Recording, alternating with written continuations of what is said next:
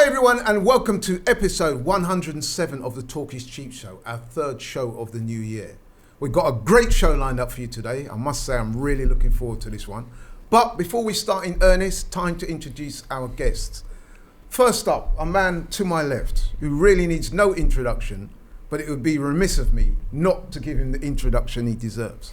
My good friend, my co-host, my resident expert, show analyst, former professional footballer, now YouTube content creator of much renown. Ladies and gentlemen, boys and girls, please give it up for Mr. Curtis Shaw of Curtis Shaw TV in the house. What you saying, bro? What you saying, bro? Hey, what's happening, bro? Let me introduce him now. I was going to start singing Tottenham Get Battered everywhere they go. We can't do that yet, no? All right, well, wait. Whatever. Also, joining me to my right, a man I've got to know very well over the last few years, and I'm proud to call him a friend. A man who can be described as passionate, popular, personable, progressive, preppy. He's a pioneer, he's pragmatic, he's precocious, he's prodigious, he's prominent, he's provocative. And what's more, he's incredibly protective over his beloved Tottenham Hotspur. He's from the blue half of North London. Ladies and gentlemen, boys and girls, please give it up for Toby. I love that intro. Tapping Tobes podcast. Ace, what are you doing, bro? I'm good. Thank you. I'm good. Let me spud. Pleasure, bro. It's good to be back here. Let's talk some football. Come on. Yeah, man. Real chat. Man. Lot to discuss. Look, we're gonna crack straight on. What we do, for those of you who watch the show regularly, you know that what we often do is to start by looking at Arsenal's last game since our last show. So as you all know, if you're an Arsenal fan, that since our last show we've had two games. So let's look at those very, very briefly. The first of those two games was an away game, an FA Cup third round tie to Notts Forest, which has special significance to the man to our left here because he's a Nottingham boy originally. So we went up to Nottingham Forest, third round of the FA Cup, a competition we've done very well in over the years. Looking at the game beforehand, we're thinking that's a favourable draw. Forest are a championship side. They were ninth in the championship. They'd lost their previous two games prior to our game with them. So we're thinking, yeah, that's a good draw for us. Although we weren't, you know what I mean? We weren't getting out of pocket. We weren't trying to disrespect them. But we're thinking, yeah, man, that's a decent draw for us. But unfortunately on the day, it didn't quite turn out the way we wanted to. It was a pretty lousy day for us, it's got to be said. Curtis, my man, enough of me. What are you saying about that game? It was the magic of the FA Cup, wasn't it? You know, championship team. I think they kind of bullied us as well, to be fair. Yeah. I think they were a streetwise team. You know what you're going to get when you play a championship team away from home, 25, 30,000. We turned up with an inexperienced... Well, we didn't turn up, Well, we might as well have not turned up. But we turned up with a pivot that just was, an accident waiting to happen. You know, I'm all for introducing young players, but needs to be at the right time with the right personnel around them, and we just didn't turn up. We got what we deserved. You know, we have to actually give credit to Nottingham Forest because they put us away. But it's a poor day, no man. shots. I could say more, but I don't think I will. Because it was just a poor performance. Let's talk about the next game. Yeah, let's talk about that. So the second of the two games, another cup game. This time the semi-final of the Carabao Cup, a competition that, let's face it, we haven't won since the early 90s. So we were. And it was against Liverpool, so that's always going to be a big game. It was a rearranged game because Liverpool decided they were going to duck out that first game, but we won't go there. False positive Liverpool. So we go up there now. Big game, looking forward to it. Listen, I thought we played really well. I don't know what to say about Xhaka. I'm sure you're going to have I'm waiting for your report. You know what I mean? Honestly, I'm waiting. He compared him to Gilberto Silva a couple of months ago, so I'm waiting for that. Absolutely crazy. You did, yeah, I remember that. Absolutely crazy. I was saying off air that Xhaka's definitely got nudes on Laurie because the way this guy backs Xhaka is crazy to me. Listen, there are no nudes to me. Even my girlfriend hasn't got nudes to me. You know what I mean? But yeah, man, I mean, the Liverpool game, you know what I would say about that, just to keep it short from my point of view, in the Liverpool game, we were everything we wasn't in the Forest game. It was like chalk and cheese, wasn't it? But anyway, over to you. Do you know what? I've never celebrated a 0-0 draw as much, and I'm not even ashamed to say it. Like, it was like we won the game. I just thought the heart, the determination of the team was just exceptional. Liverpool didn't have a shot on target, I believe, in the whole game. I thought Benjamin White, best performance of the season from him. He was a colossus in there. He was. Even Chambers, I think, to come on in that kind. Well, look, he's trying to cause trouble. You know what I mean? I'm giving the man a compliment, but to come on in a game like that is difficult, and to just absorb the pace of the game. And I thought all of our players, barring one player, were exceptional. They restored the pride from the weekend. And I tell you what, Liverpool, listen, I'm not going to say too much about them, but if I was them, I'd be paying Mo Salah whatever he's asking for, because that attack with no Salah and Mane in it looked a little bit blunt I've got to me. say, as good as we were, even I've got to say I was a bit disappointed in Liverpool, man. They were all over the place, you know what I mean? But hey, that's not our problem. That's not our problem. Like you said, valiant performance, lots of heart and desire, exactly what was missing against Forest. And so we go into this game at the weekend now in good heart. The only thing I would say, because of the sending off, the players put in an extra shift last night, so they're going to be knackered now, aren't they? These next couple of days' recovery are going to be crucial. And the only drawback from that game is that the fact that we are going to go into this game with a depleted squad. Xhaka is going to be out. Some might say that's a good thing, but anyway, in terms of numbers and fitness and stuff like that, we're kind of struggling a little bit. Not to make excuses, but that's You're making facts. excuses. We're giving ourselves an escape clause just in case. Well, I said I was going to come to Toby, and now I am, because he's here running his mouth. You know what I mean? Because we weren't the only ones that was involved in a Carabao Cup semi-final, were we? No, we weren't. There was the other half of North London was also involved in the Carabao Cup, but they didn't feature as well as we did. Toby, what you got to say about that, bro? Your team against Chelsea, both legs outplayed.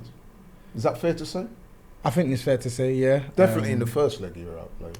Yeah. First leg was men against boys, and even the second leg for the first 35 minutes it was men against boys. Again, I think bottom line, we just don't have quality in our team. We don't have. I would agree with that. we don't have enough quality in our team, and we have a world-class manager who has actually improved our fortunes, but because of how bad we are as a unit, it's not really that noticeable to see the impact he's made, but he's made quite an impact. But I look at the game on... There's definitely been an improvement on Nuno. Chalk and cheese. Yeah. Chalk and cheese. Nuno, who I told you was not a good appointment from the jump. Yeah. So I think with us, just using that Wednesday game as an example, as to why Spurs are not a good side, I can give you 4 isolated situations. Just 4? Probably I can give you more. Maybe 5. I thought you were going to say 40. So look at the goal that Chelsea scored. Yeah, a goalkeeper who shouldn't even been starting in the first place. Why did Conte not play, Laurie? So I don't get that. I don't know. Like, Golini is a terrible goalkeeper. Like, he's a really, really poor goalkeeper. I didn't want him when we signed him in the summer. I just didn't really care for him. But he cannot be playing in a cup semi-final. But I'm not going to do a U-lot and start using that as an excuse, because even if we had played the best team available, we would have lost to Chelsea. We were not going to overturn that 2-0 deficit. But what I was hoping for was that we would show some pride and at least not lose the game. Yeah. Do you get what I'm saying? Lose the tie. You're going to lose the tie. Don't lose the game. And I kept saying we're not going to lose the game. Especially to a Rudiger goal. I mean, they come along once every 5 years. That's the second time he scored against us this season. But well, what does that tell you about you, lot? But he's been in great form. But like, bottom line, the other moments, there was a chance in the second half where Harry Winks gets the ball under zero pressure. Harry Kane is in on goal. If he just makes a square pass, he fumbles the bag. Harry Kane puts in Emerson running into the box. All he needs to do is cut it back, fumbles it, and he basically hits the other corner flag. And then Højbjerg, 2v1 situation, Harry Kane is in on goal, fumbles the pass. And even Harry Kane, he beats like 2-3 players. We got a 3v1 situation. The obvious pass to Lo Celso, sorry for the mic. The obvious pass to Lo Celso, he doesn't make, and we fumble. Bottom line, outside of Harry Kane, everything I saw from all of those players were expected, because they don't have the quality to execute the most simple of things in the final third. And bottom line, Spurs have a serious dearth in quality. It's the same reason why Antonio Conte keeps banging on about it every press conference. Every press conference, they keep asking him, and that's why he's getting annoyed now, because he's like, how many times can I tell you that Spurs is are not that good not enough him right being now? a bit smart though? Yes, definitely. He's giving the owners a nudge, innit? Saying, listen, mate, you need but to that's spend why. more But money." that's why we wanted a manager like Conte, because he's not going to pussyfoot around it. Like he's going to tell you point blank, your team's not good enough. We need to improve. A couple of days back, he's saying Spurs can only compete for trophies if they bring in a striker of similar quality to Harry Kane. He may not be as good as Harry Kane, but it can't be far off. And for years, we've been hearing all this nonsense from our club about how, it's too difficult to find a striker who can oust Harry Kane and this, that, and the other. Bro, teams who actually want to do big things, they think the way Conte is thinking, and he needs to say these things so the people in the well-paid positions can actually see what it takes to actually get Spurs into a team that are ready to compete. Well, I know you're sounding traumatised there. Bruh. Don't worry, we're going to try. We'll try and lift his spirits. We'll try and lift his Not spirits. too much, Try and but be a bit, cathartic on this show. Right, okay, thanks for that. So, the scene is set, people. Arsenal coming off a very creditable performance in their Carabao Cup semi-final. As my friend here, Curtis, says, that draw was like a win, whereas Tottenham, they're feeling a bit deflated right now, and so they should. You know what I mean? But that brings us on nicely to the big game this weekend, man. Here we are again. Arguably the biggest derby in the Premier League. In fact, I would say, let's be honest, It the is biggest real derby. It's the biggest derby. Because It is. United and Liverpool, it's not really a derby in the strictest sense of the word. It's two separate cities. The only other derby that can compare in British football is Celtic and Rangers. But certainly down south here, it's the biggest derby. Yeah. You know what I mean? I would say 100%. that. And it's always a derby that produces on the pitch, I would say, isn't it? Yeah. By and large. A lot of goals. A lot of goals, a lot of decent games, a lot of incidents. So, and I would argue as well, I don't know what you guys feel, that this particular derby, I would say, is probably the biggest in the last decade or so. Would you agree with that? I wouldn't say the last decade. One of the biggest. I'd say in the last 2-3 years, without a doubt, it's probably the biggest derby we've had since the Wembley one. Do you remember the Wembley one? It was our last one you won. we drew. It was a 1-1. It was a 1-1 draw. Ramsey scored, and you lot missed the host of chances, and ultimately we then went on to finish in the top 4 ahead of you lot by 1 point. Yeah, I thought it had something. I know it had have something to do with them getting a positive. The point I'm making is that was actually when we were competing for like a top 4 spot. Since then, the season after that, you finished 8th, we finished 6th. Then the season after that, you finished 8th. Yeah, right. So, like, we're trying to put 8th out of our mind, Toby, right? So we weren't really competing for much. It was just bragging rights. Now there's actually something on the line. There's definitely something on the line there. This is a massive game, and as long as it goes ahead, because I'm hearing stories and rumours this morning due to Arsenal situation. Tests like Liverpool. Listen, I don't mind right now. We can't turn up underprepared. But whatever, it's a big game. Game. Well, I think we can all agree on that, and it will definitely have ramifications for that 4th spot, which we're all chasing. Let's start with Tottenham. You're currently 6th in the Premier League, 33 points. You played 18 games, won 10, drawn 3, lost 5. 2 games in hand over Arsenal. You're unbeaten in the last 8 games since Conte took over. Very briefly, since he's taken over, are you seeing any signs of fruit growing in the garden there? Yeah, definitely. As I said, it's unfortunate that Spurs are so poor in terms of personnel, because it makes it difficult for some people to actually see where Spurs have improved. But noticeably, goals have gone up, chance creation has gone up, goals conceded has gone down, patterns of play have improved. Because 6 man's well prepared. It's the truth. No, it's the truth. And many players who were discarded have actually chipped in some shape or form over the past couple of weeks. Sanchez, Harry Winks, Sessegnon, they're coming into the fold and they're actually playing relatively decent football. Ben Davies, out ostracised, and rightly so, because he's a poor player.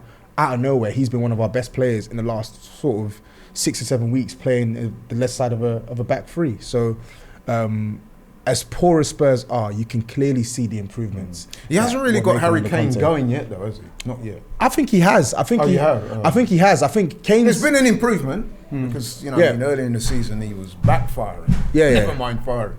But I think it's fair to say he's not really hit those heights yet. I mean, last time I checked, I think he hasn't got the same amount of goals as Aubameyang in the Premier League. Yeah, I think goal scoring wise, of course he can improve, but like he's hit what, 2 or 3 goals in his last like 5 games or something like that. Albeit over this unbeaten stretch, barring Liverpool, we've played teams that we should be beating. But the point is, we weren't beating all of these sides before he came in, and we weren't beating them with the number of goals that we scored before he came in. And Harry Kane, I think the most noticeable thing about him is his general play, which is what he gets given a lot of credit for, is definitely getting back to a level that we associate with Harry Kane. You see him in the Chelsea game recently, you see him in some of the other league matches we've played.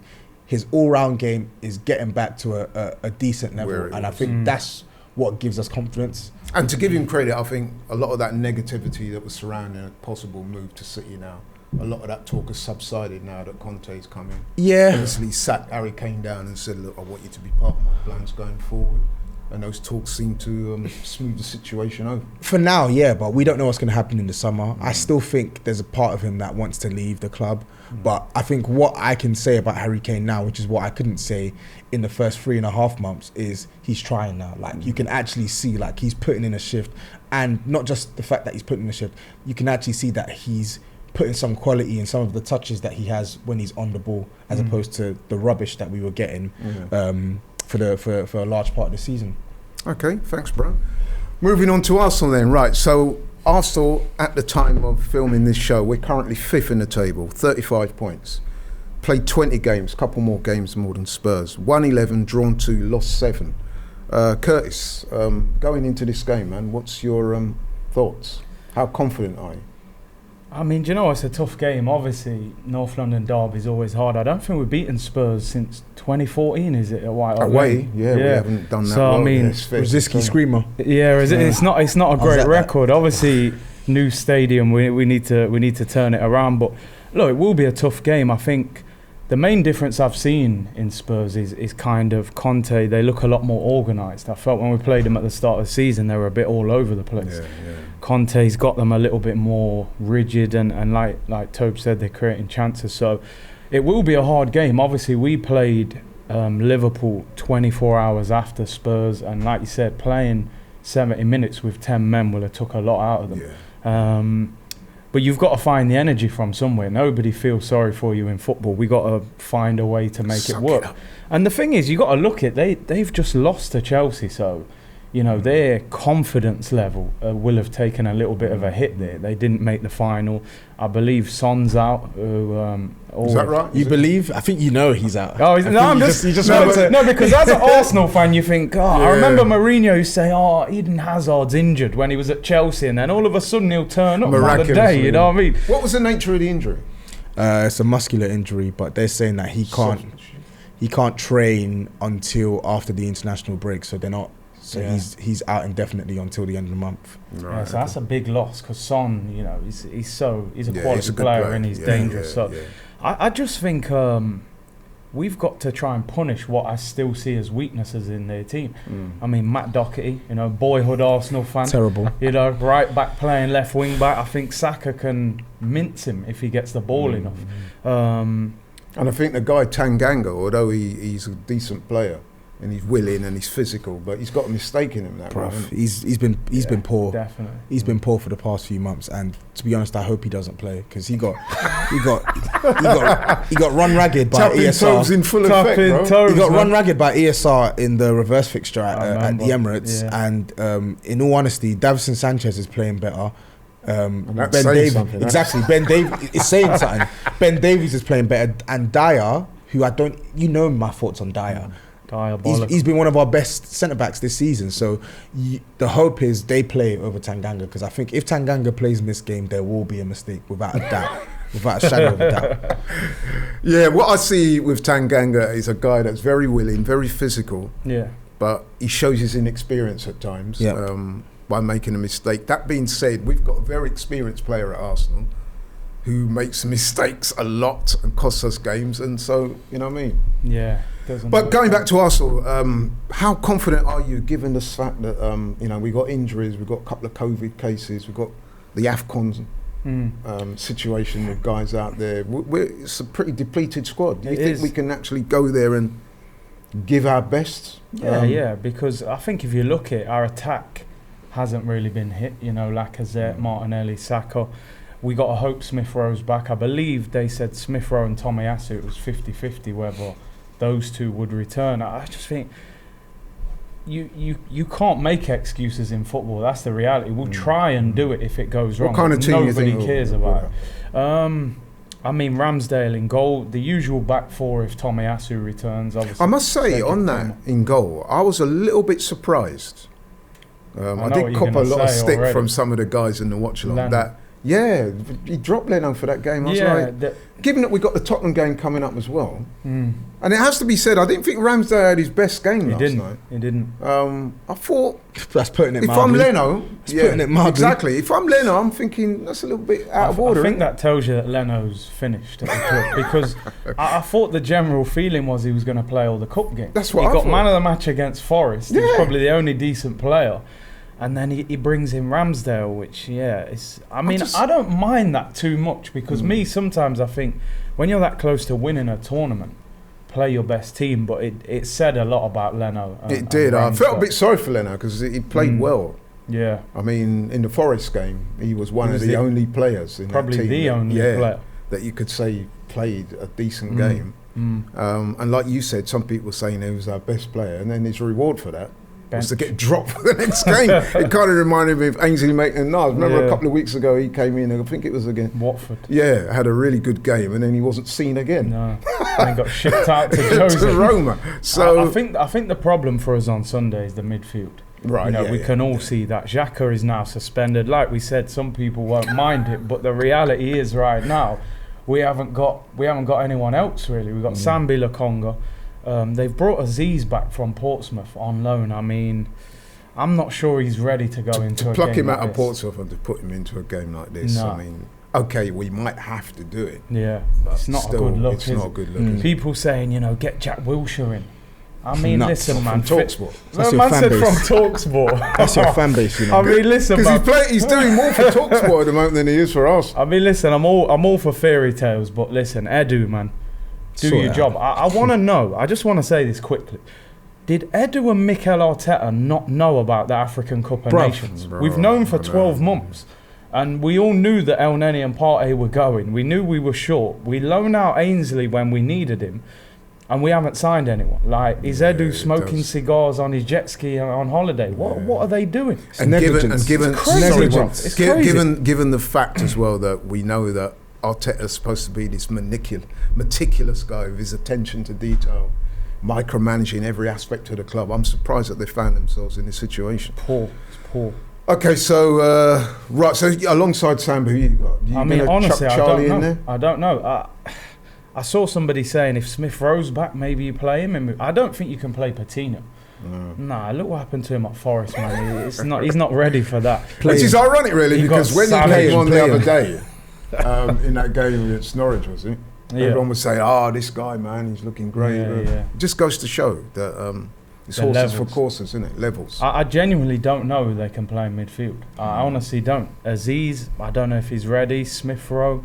To be honest, our midfield's one of the weakest parts of our team. It's probably the joint weakest part of our team. But we got so many weak spots: centre back, wing backs. Central mid, we don't really have any progressive midfielders. So what's going on with Ndombele? He wasn't in the squad, was it? He's done at Spurs. Finished. Unfortunately, it pains me to say it because you know how much I ride. Yeah, for him. I remember having player. You know how much I ride for him, but I think he's done at Spurs, man. It's done. I think what it is with some of these guys, even though they're very talented, I think the pace and power and intensity of the Premier League can sometimes find people out, and it's just not suited to their type of football. Would you say that's true of Ndombele? Because he's clearly talented. Yeah, a little for whatever reason, it's not worked. Yeah, I feel like he the defensive part, I thought he was improving somewhat last season under Jose Mourinho. I think he's a really good presser of the ball. Like when you ask him, if a player's over there and you ask him to go press, I think he's good at doing that. I think where it comes into issue with Ndombele is when you play him in a midfield 2 or even a midfield 3, when you ask him to cover spaces as opposed to pressing a player, like get around the pitch. I think that's where he struggles. And I think with him, I feel like he feels like he should be a regular in this team, because on ability, he should be a regular in this team. Like, there's no way whatsoever our midfield can be on its knees like this. And someone with that level of quality isn't even in the matchday squad for a second leg against Chelsea. But the problem with him is I just don't think he's willing to put in the work that Conte needs to play in his midfield. Yeah, and I think we know Conte's a real taskmaster. He wants soldiers, and it's not just him as well. Nuno was the same. Jose for a little part was the same. The only manager who's actually given him a sustained period in the team when he's been fit is Pochettino. But yeah, I really wanted it to work for him, but yeah. Right, going back to Arsenal then. Yeah. Forward areas. Who you got? See, depending on who plays in midfield, I mean, I'm hoping that Smith Rowe's back. Odegaard's got COVID, so I'm assuming there's some speculation that he might be back though. Well, I suppose it depends on when he tested positive. You're going to go Saka on the right, Martinelli on the left, Lacazette up front. You'd have to play ESR in the 10. Martinelli got absolutely knackered. He was laying on the pitch. Yeah, I mean, I've played in games where you go down to 10 men. You've got to do that players running between your players on the team, and going to Anfield. It's one of the hardest grounds you could go to. So, but like I said, there's no excuses in football. We played Leeds the other week. They had a 15-year-old on the bench. We didn't care. So when it goes for you, you've got to take it, and it goes against you. You've got to make it work. So to me, listen, we're going to be tired. It's going to be difficult, but we've got to go there and show. A lot of people have hyped up Arteta, and I've been saying a lot of the time he needs a big result. He needs to go to a Tottenham, go somewhere and beat somebody in their own backyard and show that we mean business. So, look, Tottenham have improved under Conte, but you've seen that if you play the right way, you can beat them. And with no Son, I think we have got a chance. We've got to go for it. Definitely got a chance. I would say, I said it on the show last week, I believe, that to me, Arsenal's best performance of the season so far is not the spanking of Newcastle and Norwich. It was when we went to Leicester and beat them 2-0. You think so? Yeah, I think personally that was our best all-round performance. But they peppered you for large parts of that game. Yeah, but we negated it and we came. Yeah, because Ramsdale was doing his best Manuel Neuer's impression. No, but you all know, supporting Tottenham, you've seen these types of games. You go to a place like that, you're going to expect them to have a lot of the ball. You're playing a good team away from home. Yeah. You have to set yourself out a bit differently. I hear that. I would have thought your best performance of the season for me was West Ham. West Ham at home, you beat them 2-0. Because West Ham are, let's be real, West Ham last 18 months, they've been a serious side. And for you to literally just completely stifle them for 90 minutes. And what I found most impressive about that was just wave after wave after wave of pressure, like non-stop energy for 90 minutes. Not only did you shackle them at the back, like offensively, you panned the living daylights out of them. Like Bukayo Saka ripped their back line to shreds. So I think in terms they also had a few players out, didn't they, West Ham? They had a couple, but going into it, like, I didn't think that the game would turn out like that. And I was so taken aback by how they actually got battered over 90 minutes. No, I hear you. I think with the West Ham game, and you did make some very good points there. I think with the Leicester game, though, at that time of the season when we played Leicester, and they weren't performing greatly, but a lot of people were saying, yeah, you're beating teams that you should have expected to have beaten. But going to Leicester, a good team, can you go there and put in a performance worthy of the name? Because Arsenal, normally away from home, we're not that great. So to go there, stymie them, keep a clean sheet, beat them 2-0. Lucky clean sheet. So we're going to have to do something similar this weekend, really.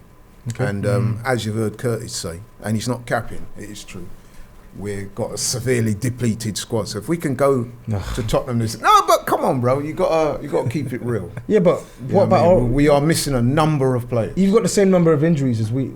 If we're talking injuries, you've got the same. Who have you number got injured? Like just as a Because I don't know. So listen, Son's not been playing well the past couple of weeks, probably 2 months, general performance. But if you look at his clutch ability, he scored 4 goals in December and assisted 1. So that's a match winner, instant match winner. No matter how bad he's playing, that's gone. Romero, we've been missing him since November. No one talks about that. Forgot about that. Like, he's meant to be on paper our best centre back. We've been missing him for the best part of 3 months. And then you got some of the squaddies like Bergwijn, who's poor anyway, but he might be leaving. He's missing. Reguilon's been missing as well. He's been injured for the past couple of weeks. I'm trying to remember who else is there. So that's 4 off the bat that are unavailable.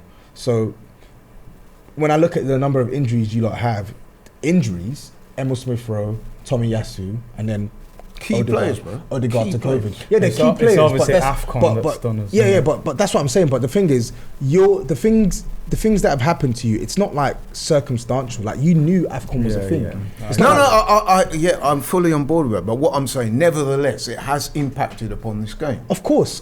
But it's down to your doing. It's not because of. It's not because you've been unfortunate. It's down to your doing.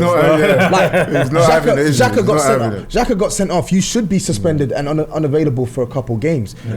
Players have gone to AFCON. It's your duty to. No, you are right. You are right. But I'm merely saying that the facts are. It is what it is. It is what it is. But like, come on, Ainsley Maitland-Niles and Balogun out on loan. Come on, man. He ain't gonna give us no sympathy. He's not having none. I've not mentioned. It was only until now I've mentioned Son. Even before or after Son's injury, my energy stayed the same. I believe Spurs are going to win this game. That's not changed because of any player we've been missing. So I expect it to be the same for you saying as it well. with his chest. Yeah. Let me put something to you, right? So obviously you've seen with Arsenal, we are in a better place than we have been for some time. And there's a school of thought that suggests that if we can beat Tottenham this weekend, that will show that things are shifting, the power balance. Because let's be honest, and I hate to have to admit this, but in recent years, Tottenham have finished above us 4 seasons in a row now. But there are quite a few Arsenal fans saying the way we're playing with the manager, the players that's coming in, they can sense that there's a power shift coming, and if we can win this weekend, that will stamp that. You know what I mean? That will put a stamp on that. So what do you say to that? I think they have valid grounds to speak on it, to be honest. I think all your signings this summer have banged. I didn't think they would, but they've banged. Arteta, who I don't really rate as a manager, he's actually improving in the football that he's getting you lot to play.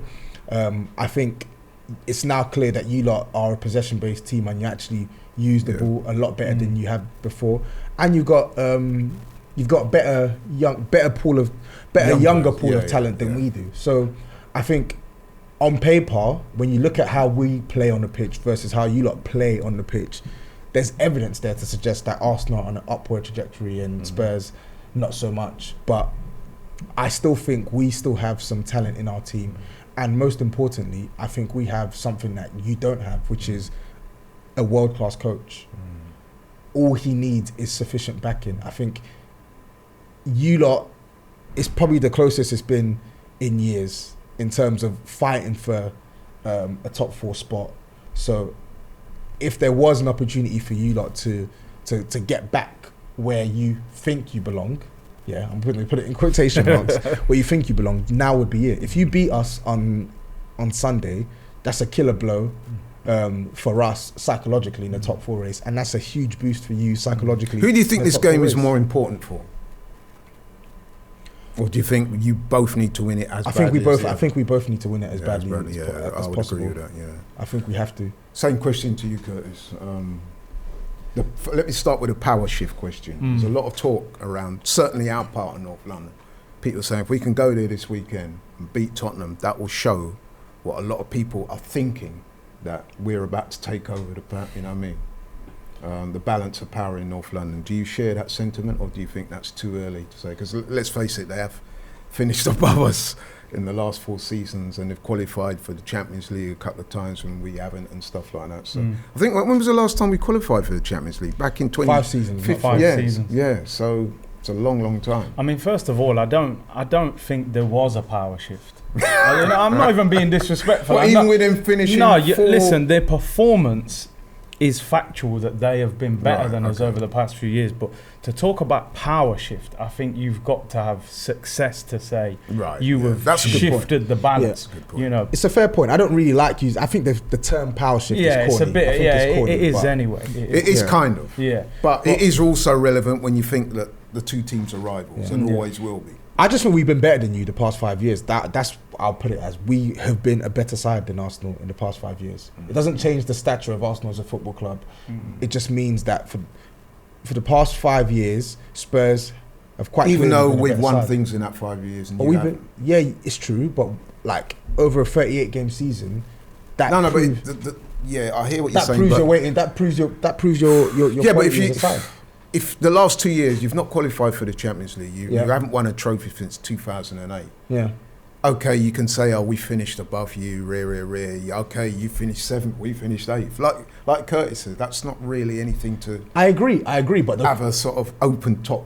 But I'm not celebrating. Celebration about. But I'm not celebrating that. Spurs have been poor for, like you said, for 3 years now. What I'm saying is, in the context of Arsenal versus Spurs, I think Spurs fans have a right to say we've been better than Arsenal in the last 5 years because we've been better than Arsenal in the last 5 years. It's just a statement.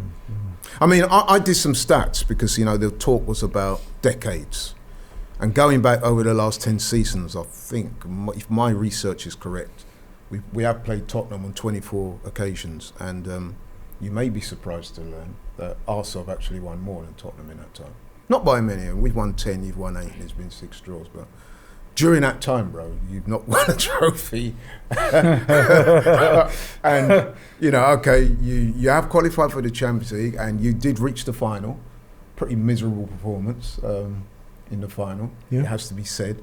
So, I mean, listen, man, statistically you finished above Arsenal, but you haven't really gone on to achieve anything meaningful. I agree. We've not capitalised on what was a really good period for us as a club, and now we're desperately trying to get back to that position, but we don't have a good enough squad to do it, and we still have the same ownership that have let the squad decay to the point it's at now. Talking of that, I'm going to come back to you in a minute, guys. There is one question I did want to ask. It's a question that we've often discussed on this show. Spurs fans, right? So given you haven't won a trophy since 2008, if at the end of the season, actually, I phrase that kind of wrong.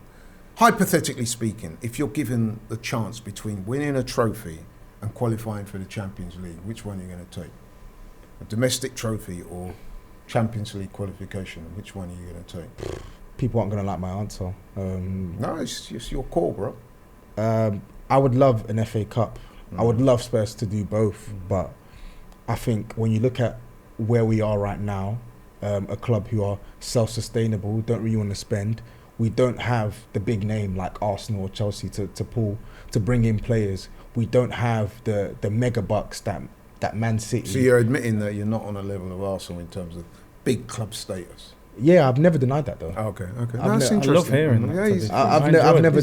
I respect it though. I respect. I respect his honesty. We're gonna have to bring him on more. Yeah. We'll clip that little 10 seconds. If you heard that, right? Yeah. Spurs fans will say I'm cheerleading, but if you listen to all, they'll say if you listen to all my content, I've never once said that Spurs are a bigger club than Arsenal. I've just said, like I said, the past 5 years, Spurs have been a better club than Arsenal. I think for us right now, Champions League does more than winning a trophy. I think it does. Champions League attracts players to come to us. Champions League brings in more money. I'm not so sure about that. No, it's the truth. It's the truth. We've been having this debate for a couple of weeks. You did say that, given the choice, though, hypothetically speaking, you would prefer the trophy. No, I would prefer the Champions League. Oh, did you? Hey, don't worry, Laurie. Don't worry. I'm sure you said the trophy. No, I said I want to win a trophy. Ideally, I would love both. Yeah, of course you would love both. If you're giving me the choice, I'm giving you one or the other, bro. One or the other right now. I think Champions League does more for us than a trophy. Okay, that's interesting. It happens to the best of us, Laurie. He tried to draw you in. It does more for us. I'm actually surprised you said that, though, because I thought with Chelsea, with Tottenham not winning a trophy, that you would have said a That's trophy. why I was in the group. Yeah, because you thought he was going to say trophy. I don't like the question because I think Spurs over the past 4 or 5 years we should have done both. It wasn't enough to just get Champions League. We reached FA Cup semi-finals. We reached the Champions League final. We reached League Cup semi-finals as well. Like we had the capacity to do both and we didn't, and that's a failure on us. But right now, when you look at the poor quality we have in our team, I think being in a Premier competition like that, the money it brings, and the caliber of player that we can attract, for me, it does more for us. With Conte being there as well, it does more for us. I think it would push you forward more. Of course, though, with Conte here, it's not just the aim isn't just to get top 4. The aim is to win. The aim is ultimately to win, and I think they know that they have to back this guy to not only aspire to get top 4, but aspire to break this barren trophy spell. Do you get what I'm saying? I have to admit, in a short period of respect from me to Tottenham, I think Conte is the difference maker now. Like, putting him into Tottenham has given them hope. When Nuno was there, I was like, they're going downhill quick. But Conte, we were disappointed when they got rid of him. Yeah, I was. but Conte, like when you appointed him, I was like, damn. Like, number one, I wanted him at Arsenal. I'm not even going to cap. And I just think he's a difference maker. And if Tottenham do back him, it definitely gives them an opportunity. But obviously, it's interesting that he signed a short contract, which kind of makes you think, if he's not back properly, there's a quick. Was you a little surprised when he ended up at Tottenham? Because we were. I mean, it was looking like, to all intents and purposes. You didn't sound surprised online, mate. No, I was loving it. I was surprised because I couldn't believe it's basically like a unicorn. Like, that's the best sign. That's the best signing Spurs have made for as long as I can remember. Like, I still to this day, like, it's crazy that Antonio Conte is our manager. Like, honestly, he is. He's the best. This is speaking from a man. He's the Mr. Pochettino. Yeah, he's the best. Pochettino's you know, but Antonio Conte is a different beast, man. Like, this is. He's almost like that guy in it that before he was crushed at his girlfriend leaving him.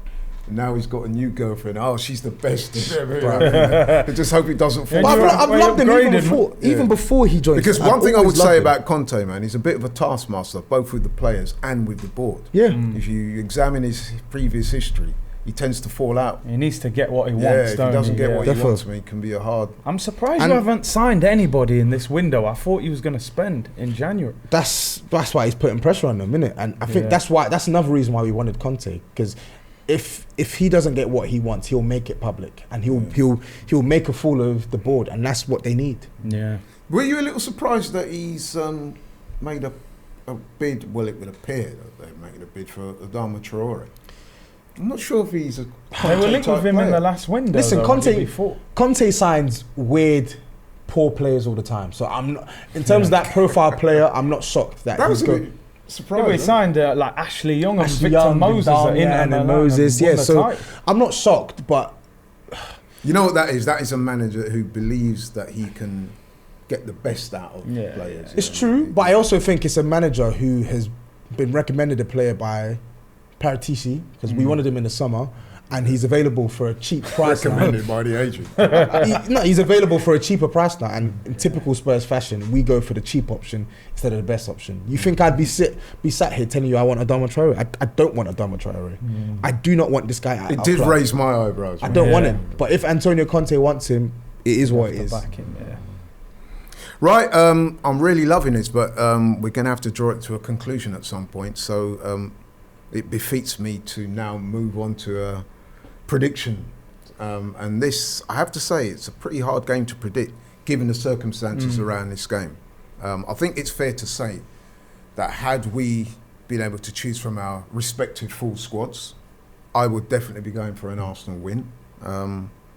But, I'm going to reserve judgment on that now. I'm going to ask my boy Curtis. So you're putting the pressure on me, basically. Well, that's why you're on. All right, show, cool. bro. You know what I mean? Fair enough. This is why. All right, let's go. You know what I mean? You're the expert. You know what I mean? You're the man with the knowledge. And you're the man who will not only tell us the scoreline and what's going to happen, but why. So, I mean, look, it's going to be a tough game, North London derby. I think it'll be close. We've both played midweek. I'm going to go for an Arsenal win. Even though, look, even though the squad's depleted. Yeah, even though, and listen, I know deep down inside me, I know this is going to be a tough game because it is. Yeah, it would have been a tough game. They're always tough games. They're always tough. Even if we were at full strength, it's tough. Without players, you know. Although the game earlier in the season wasn't that tough, was it? I mean, I was joking before we got it. I said, listen, Arteta, mate, get this game locked off. False positives, mate. Yeah, lock it off. Give us another 2 weeks. Liverpool route. Go down that route. Get a couple players back. But I think the game will go ahead. It's going to be tough. I think if we can stifle their attack, and you saw how well we defended against Liverpool, I do think we'll get opportunities against their defence. I know, like Toby was saying, some Dyer and players have improved, but I would still look at those players and think you can get change out of them. Definitely. I agree. I'm going to go for a 2-1 win. You know, 2-1 win. I'm going for a 2-1 win. Anyone apart from the obvious, Harry Kane, who you sort of perceive as being a potential danger man? I mean, Son's not playing. I think I've seen Lucas Moura play well a few times. Yeah, he's been playing well recently, he looks decent. Kane's obviously got a great record against us, which, you know, we need to stop that. When we played Liverpool, they were saying Firmino always scores against us, and we stopped him. So hopefully we can stop Kane. I think Kane, Lucas Moura, they're probably the main danger men. So I'm going to go for a 2-1 win. And Toby? I'm going to go for the same scoreline, but different winner. I'm going to go for a 2-1 Spurs win, man. I think because... Why is that?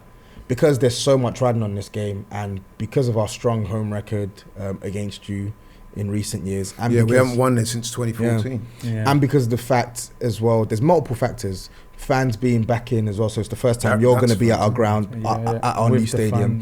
First time we're going to be at full capacity. Although I've noticed though, whilst your fans, like a lot of fans, you know what I mean, the game starts, you'll be making a lot of noise, but then, you know, if things don't go your way, tend to find that. Saw it last night in the Liverpool game, you know what I mean? They're all noisy and that, especially when Xhaka gets sent off. But then as the game goes on, they tend to get quieter and quieter. Yeah, I've noticed that at Spurs actually. Yeah, it does happen a fair share of times at our ground, but I think this occasion, like, this occasion was like no other occasion. So I think we're going to bring it on Sunday, and I hope the players bring it as well. And then above all, we've got Antonio Conte, man. I know we were working with a poor set of players, but I feel like on a one-off game, I think he can conjure up. And so where was that magic against Chelsea? Bruv, your guess is as good as mine. But the game on Sunday is different to Chelsea. Yeah, it is. We'll see, man. We'll see. I'm going for a 2-1. I have to back us at home. Okay. Right. So Arsenal, Tottenham, predictable as you could say, but I'm going to have the casting vote here. Now listen, I would love to be able to sit here and say to you guys that we're going to go in there and trounce Tottenham. But if I'm keeping it real, which is something that myself and Curtis and Toby, we like to speak our truths, we like to be honest, we like to say things for the sake of it. We're not capping, as we say on this show. I'm going to say that if we can go there and get a draw, I'll be happy. And the reason why I'm saying that is not because I don't think we can go there and win. Under normal circumstances, like Curtis, I would have been backing us for a win. I just think that the depletion of the squad and the fact that we had that very difficult game, although we came out of it with a lot of credit, you looked at the players after that game and they were absolutely shattered. You had young, strong, fit guys like Martinelli lying on the floor, gasping for oxygen. Saka was there, you know, with stomach injuries, you know what I mean? The man was going off and looking all dishevelled and tired. And then you add to that with the players out through COVID, injuries, AFCON. It's going to be a very difficult task over 90 minutes to get a result there. So I'm going for a 1-1 draw. That's my honest opinion.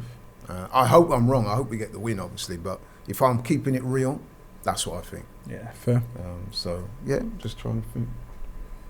So that's what I think, right? What do you guys think? Let us know, man.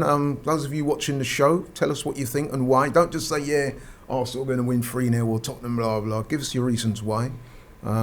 Make it interesting, keep it interactive, and we look forward to hearing you. In closing, My man Curtis, tell the people where they can find you on social media, bro. Yeah, man, Curtis For the Shaw TV. 107th Yeah, time. I mean, they know by now, man. Curtis Shaw TV, daily uploads. I'm there, people. Looking forward to the game. Hopefully we can, banter them next week. If not, I'll just go away quietly. Thanks for coming on, bro. Man. And my man Toby here. Thanks for coming on, bro. No problem. Tell the people where they can find you on social media. Tapping Tobes, TAPINTOBS on all socials, YouTube channel, Twitter, Instagram, whatever you name it, it's there. So, I'm going to be honest and say there are not a whole lot of podcasts, apart from Arsenal ones that I listen to, but your one, man, I find very entertaining, very informative. I like your work, I like your stuff. Thanks for coming on, bro. Yeah, man. Appreciate Cheers, your bro. honesty Yeah, and your comments. indeed. And thanks to you guys for watching, man. Enough respect. Keep supporting. Like, share, subscribe. Keep watching the channel. Keep yourselves healthy, safe, COVID-free. If you are unfortunate that you do have COVID, I wish you a full and speedy recovery. And we'll see you next week. We're out.